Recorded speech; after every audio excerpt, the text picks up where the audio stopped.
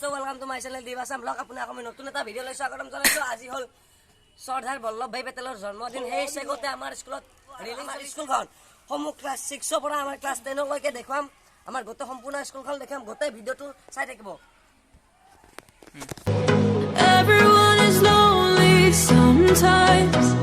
but I would walk 1,000 miles to see you rise.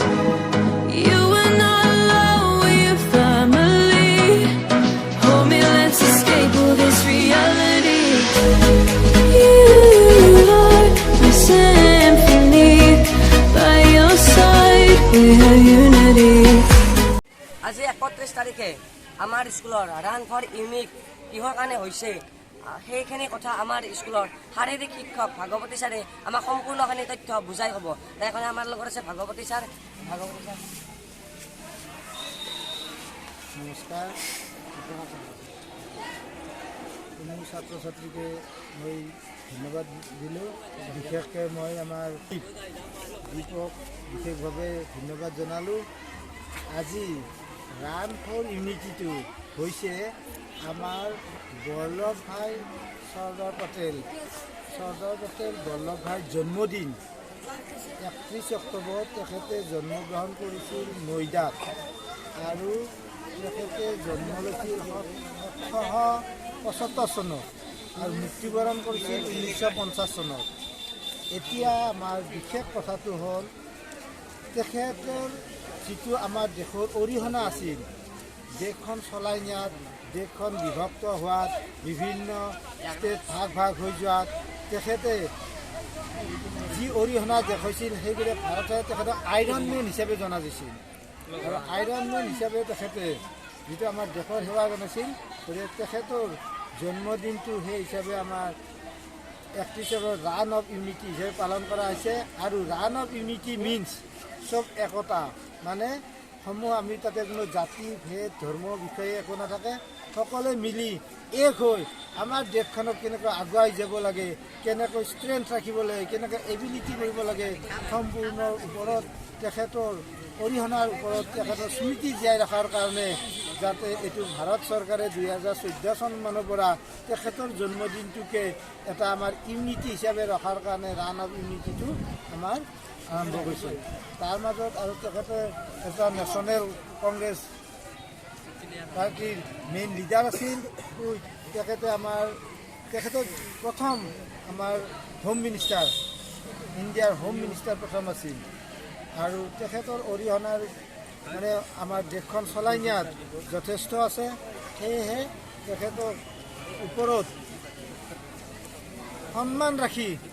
আজি আমি run of ইউনিটিটো তেখেতৰ জন্মদিনটো পালন কৰা হৈছে ৰান অফ ইউনিটিতে নেশ্যনেল ইউনিটি ডে ৰাষ্ট্ৰীয় একতা দিৱস এই হিচাপে পালন কৰা হৈছে এইখিনিয়ে চমু মানে ক'বলগীয়া আজি ৰাষ্ট্ৰীয় একতা দিৱস আৰু এই একতা দিৱস উপলক্ষে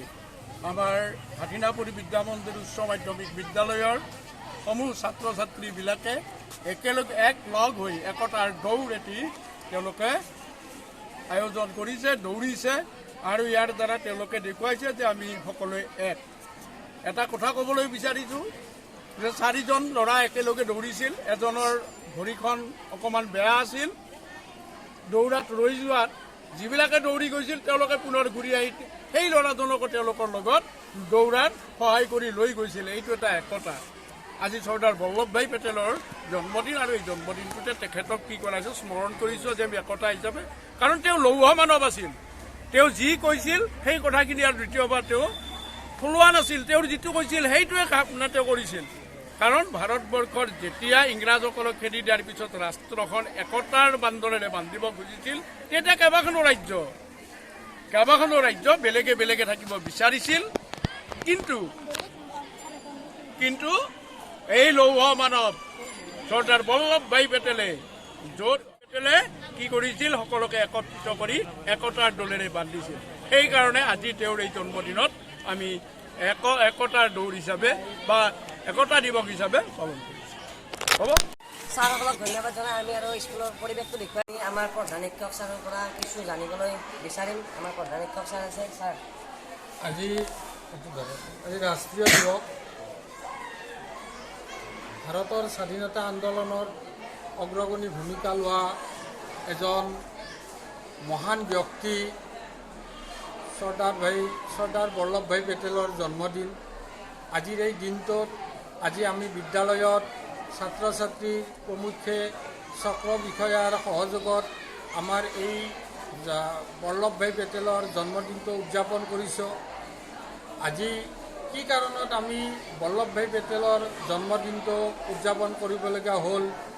এই সম্পৰ্কে মই চমুকৈ অলপ ক'ম। বল্লভভাই পেটেল আছিল স্বাধীনতা আন্দোলনৰ গুৰিধৰোঁতা। তেখেতে আমাৰ ভাৰতবৰ্ষক একত্ৰিত কৰি ৰখাৰ কাৰণে বহুত যত্ন কৰিছিল আৰু তেখেত আছিল এজন কঠোৰ ব্যক্তি। সেই সময়ত ভাৰতবৰ্ষ বিভাজন হ'ব খোজোতে তেখেতে কঠোৰ শাসনৰ বাবে, তেখেতৰ কঠোৰ নীতিৰ বাবে কোনো এজনেই এই ভাৰতৰ পৰা আঁতৰি যাব পৰা নাছিল। ঠিক তেনেকুৱা এজন ব্যক্তিৰ জন্মদিনত আমি প্ৰত্যেকেই এটা কথা মনত ৰাখিব লাগে যে তেখেতৰ যিটো আদৰ্শ, তেখেতৰ যিটো নীতি, সেইটো নীতি আমি অনুসৰণ কৰাটো নিতান্ত প্ৰয়োজন। আমি আজি আমাৰ বজালী ব্লকৰ পৰা আৰু সৰুপতা চাৰ্কুল অফিচাৰৰ পৰা বাইদেৱে এই সম্পৰ্কে তোমালোক অৱগত কৰিছে। গতিকে আৰু মই বেছি নকওঁ, এইখিনিতে মই সমাপ্ত কৰিছোঁ। তো দোস্ত এইখিনিতে ভিডিঅ'টো সামৰিলোঁ। যদি ভিডিঅ'টো ভাল লাগিছে এটা লাইক কৰি দিব আৰু লগতে চেনেলটো ছাবস্ক্ৰাইব কৰি দিব।